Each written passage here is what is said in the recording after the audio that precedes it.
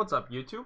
Welcome to the second part of me analyzing my series against Cham in APT Cup. Let's get started here. We're gonna scroll through game 2 a little bit faster. Same with a little bit with game 3 as games were much longer and I want to drag it. We're gonna skip through the a build order parts, but basically in this game, to give you guys an idea what I was thinking, as the game 1 Cham went for a very all-in build. So I thought game 2 he will not go for that because he's already down 0-1. So he wants to play safer perhaps.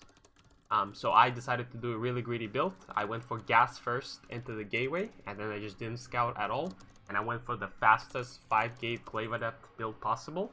It's the build that Estrella showed me a couple months ago. I used that build against Scarlet in DreamHack group stage, and it worked perfectly.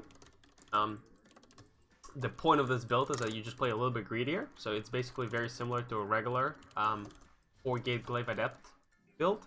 Instead this time you have one extra adept and one extra gateway, so it hits a little harder. So if Zerg's underprepared, they definitely just die to it. Just reminded me later. So I'm gonna skip through the build order part, as it's quite boring. Nothing else actually happened. He did play a little bit greedy. I ended up just going for my build. I got 8 adepts and I attacked, you know, at kind of the regular timing. And I guess here a little bit. I think here I say unlucky. Yeah, I'm saying that it's unlucky because I saw that. See, like, if you look at my minimap right now, I see nothing on the map, right? It's completely blank for me because I was playing greedy and no probe scout. But I just saw Ling with no speed.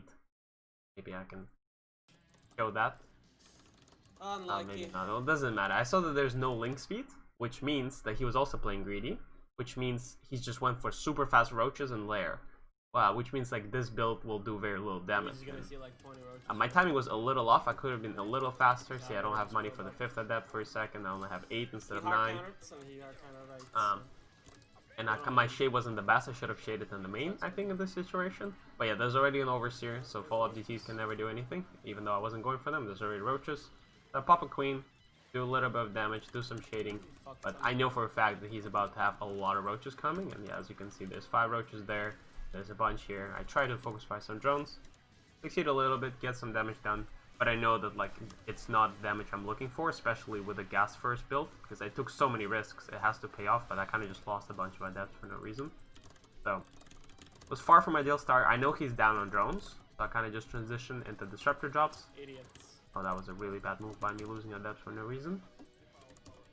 And yeah, slowly just do a little bit more damage, a little bit more shading here and there. It's just classic maneuvers. You know, snipe a creep tumor where I can with an observer. Try to do more damage while getting disruptors behind it. I don't think we achieved too much. See, he has a bunch of roaches. He has a roach speed soon. I shade here, for example. I get some drones. You know, I see there's no drones on the 3rd, so me not having the 3rd is not that big of a deal. Motherfucker. But he's also being actually very annoying here. Look at the amount of roaches he has. It's pretty insane, actually. And he also blocked my disruptors from building. I find a little bit more damage here, which is good, but at this issue, like, you're still really afraid of the mass roach, because I basically can never take a 3rd base, because as soon as I try, you know, there's a million roaches coming, just right hitting me.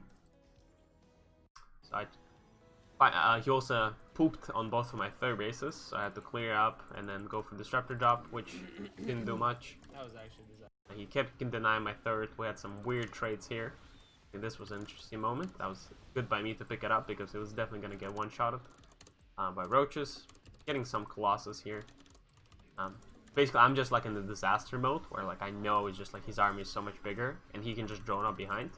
I need to do some sort of timing, and I'm already mined out in the main base, and I need to like save the 3rd somehow. Try to see if I can do some damage here, but you know, he's paying attention. Like if I unload the disruptor here, it's just gonna die. He has roaches in all positions. Eventually, I just did a move out with 1 Colossus, 1 Disruptor, or I guess 2nd Colossus was on the way as well. I try to be super aggressive, see if I can do anything, but it's 10 minutes into the game, which is pretty late for this kind of pushes. I don't really have much tech, I don't have any upgrades, I'm pretty sure I don't have Forge. My 3rd is barely saturated, 3rd Colossus is coming, that's kind of cool. Yeah, I'm just now starting a Forge. I try to push, and he did this very smart thing where he just rushed Vipers. So I kind of thought, like, for a second here, I had a chance, because I was like, yeah, you know, his army is not that crazy, maybe a couple more disruptor shots and I got this. But then huge run by comes, and then look at my army, and it just gets pulled by 4 Vipers. And that's kind of a disaster. I tried to blink forward here, thinking that I can maybe get Ravagers before...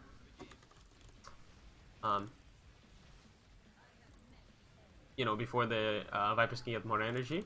But then I got biled to death, because I was looking at home, and all my stalkers got biled, and I just got overrun.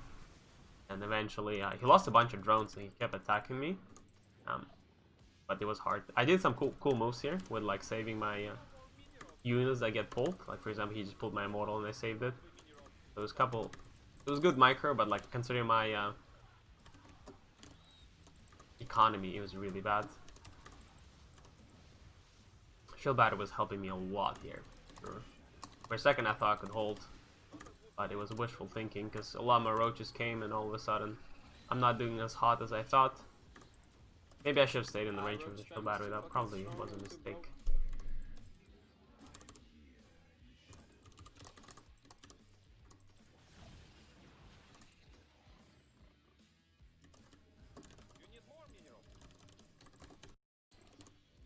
We survived for a little longer, I guess.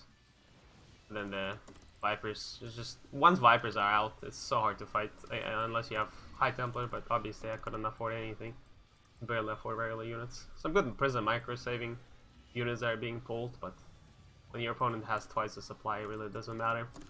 So we ended up losing this game, and then we slowly got into game 3. I decided to play the same build order, so we're kind of gonna skip the early game. This time I scouted though. I went for the pylon block as well. As you can see, I studied the prop right away. I ended up blocking his natural, so he had to take the 3rd. And I pretty much went for the same glaive opening. We're not gonna go in details. If you guys are interested in this build order, I do have a guide on it in the earlier videos. But basically, this was a metagame of all metagames, right?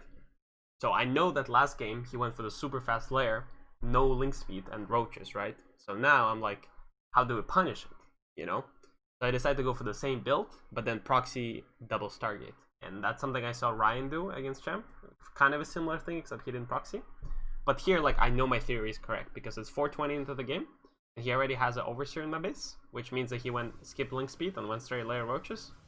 So I know that, so I'm not really committing to a depth push as much. I'm not really rushing it, and then I'm getting gases, and I'm proxying 2 Stargates at 430. Hoping that he will just mass roaches, and then my Voiders can overrun him. So I end up just harassing a little bit with my adepts, see whatever I can do. You know, shade a couple of adepts here. While the Prism gets into the main, see if any drones I can get, any damage is good. But most importantly, I'm trying to keep him occupied from scouting me, right? Because I don't want him to be like, oh, this guy doesn't have a 3rd, he doesn't have any follow-up. Like, it must be, like, you know, some sort of Warp Void Ray follow-up, or, you know, DTs. But he will make spores regardless, and that's already not good for me. So I'm just trying to keep his attention occupied as much as I can. He scouted me here. I think around here, I made like a fake. Yeah, I'm gonna make a fake Robo Bay at some point. I might have missed it already, but I tried to make a fake Robo Bay and then I killed the Overseer and I cancelled it. But I don't think he got faked out by it. But kept trying to harass, making some extra shield batters at home in case roaches just come and overrun me. Oh yeah, here's, yeah, I make a fake Robo Bay, because I'm like, hey, you know, I'm switching to Colossus and Disruptors just like last game, you know. Keep making roaches, it'll be okay. And then Overseer dies, I cancel it, make more Void Rays. But Cham was too smart for that. As you can see on the 4th base, he actually scouted up with a link. So that was kind of unfortunate. So as soon as he saw that, he was like, alright, I gotta go. So he attacks me with a bunch of roaches. And now things get really interesting, because I don't really have enough Void Rays yet. But also he doesn't really have any way to punish it. But I don't think he has to. I think that might have been a mistake for him to move out. At least that much of a commitment. But he's also joining at home. He's getting gases. So I do think just him staying at home would have been better, since he knows I'm on 2 bases. But he decides to attack me. I do whatever damage I can with a Prism. That was actually good unload. I think I killed a lot of drones there, but I'm not paying attention as I'm dying at home. Actually, yeah, I do a fair amount of damage, and Void Rays are actually very good against roaches. I activate them, kill a bunch of roaches, and my Prism, actually that Prism micro is actually really good. Like I'm doing so much damage while defending at home, and I'm actually not dying. So I can just take a third base now and play from there. I think that's what I attempt to do, but it doesn't exactly happen. Oh yeah, this prism is huge value actually. So many drones have died so far. I think we mess it up here. We lose adepts, I guess, but they definitely pay for themselves. So many drones. Even getting 2 more here. And continue to make adepts. I mean, zealots would technically be better, but I don't have charge. And I'm too gas starved to start. Because like I barely even have gas for starting voideries. He tries to go for my to kill the proxy's targets, which I think was a huge mistake for him. Because he ends up losing all the roaches here. Because he doesn't have any backup in form of hydras. And he unpowers them. But that only delays my production for a little bit. But losing this many roaches is actually huge. And I decided to just go for it. Because I'm like, well, he lost a bunch of roaches. That means... but he has to make hydras, right? So that means my glaive adept voidier push can actually work. So I move out. Because also my economy is pretty bad. So I have to do some sort of pressure. But it's kind of hard to read those kind of games because it's pretty, pretty random. Like I don't play like that on ladder too often. So we attack, and I see that he actually has enough. He has a couple of roaches, a couple of queens. Perhaps I could have. I feel like what I should have done is activate Void Race and kill roaches super fast, just so then adepts can take care of hydras. But I didn't do that, and there was also a huge roach run by, which was very unfortunate for me.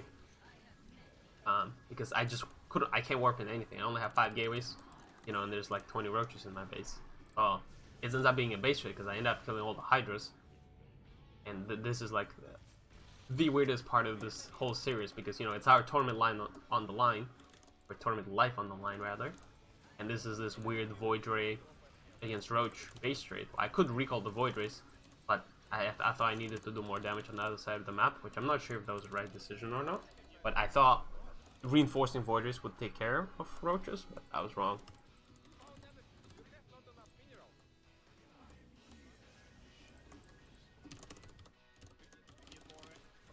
I didn't have energy for a super overcharge in this situation too.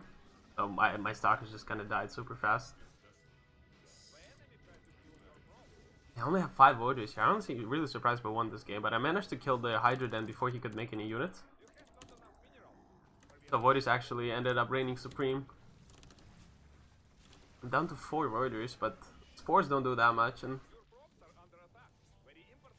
we managed to do some damage here. We obviously can maneuver around them as well, but we have no income. As you can see, like I have 60 minerals and I'm barely mining any. I'm losing all my probes because idiot voiders were not protecting the base, so we ended up losing a lot more than we should. And now we just have 3 voiders on the other side of the map and 3 voiders at home. That's all we've got. But it's not like he's doing amazing.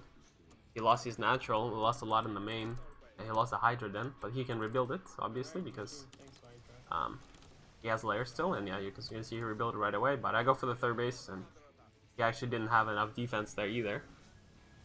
He loses a queen, loses a spore, loses it again, and here I was kind of worried that he has a 4th base. Because he sent it around somewhere, so I was like, alright, I gotta go kill it after. But I was waiting for my other voiders to come, so now I have 7 voiders. And they have +1, so they're pretty strong. But I literally have 2 workers. Like, if you look at my income, it's not moving up. I'm pretty sure I have one probe mining right now. Yep, it's just 1 probe mining, and it's about to die, so I sent it away. But now I just saw that he doesn't have a 4th, so I'm like, alright, this is 1 base against 3, but I just don't have workers. And I try to attack, but there's more than enough Hydra spores and queens to defend. So now it's really weird. What? How did only 1 recall? Oh yeah, I don't know how this recall failed. I tried recalling, but that ended up being good because I could actually hunt those drones, because that's important. Because we don't want him to have extra drones, but I'm literally on 1 probe. So I'm just trying to rebuild now. What the fuck is probe doing there? But yeah, I don't know how that probe got in his main. That's pretty crazy.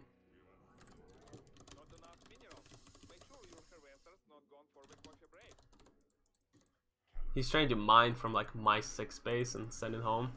But I managed to catch majority of the drones, which I think was like super important moment in this game, because if he had more drones, he could reestablish his economy a lot faster. And I have 3 nexuses, and 3 nexus chrono boosting probes is actually pretty damn fast. What I learned, even when you have just a couple of them. but that was all I needed. He ended up saving one drone by doing a little bit of maneuvers. So now I just literally have a bunch of voiders and a prism, but prism is kind of useless since I don't have any real units. So it ends up a little weird. We're gonna scroll a little bit because we just rebuild the economy. I just kept making probes, clear the creep, whatever I can.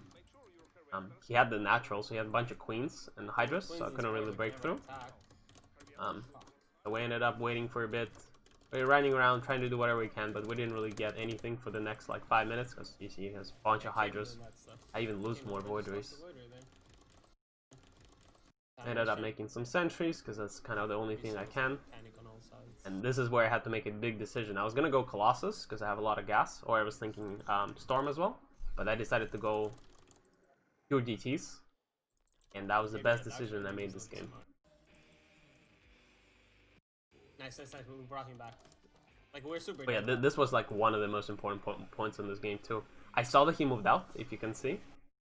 I have an observer right here, sieged up, so I saw him move out. So as soon as he moves out, I move in with the Void Race, because I have nothing. Like, this is my army.